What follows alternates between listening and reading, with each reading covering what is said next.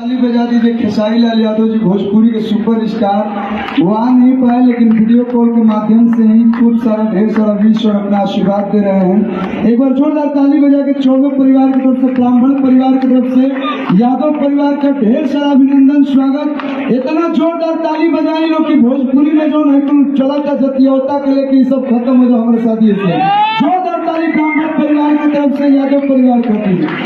वैसे तो सम्मान करेले ब्राह्मण के, लेकिन हमने के फर्ज बनता है कलाकार होकला के नाते, बड़े भाई के नाते।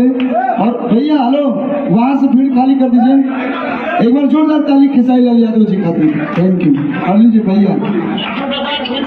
और पूरे परिवार को मेरे तरफ से ढेर सारा शुभकामना, नई बहू आने की शुभकामना के सही। उस घर में इतनी खुशियां हैं कि पूरी दुनिया की खुशी उसी घर में आ जाए।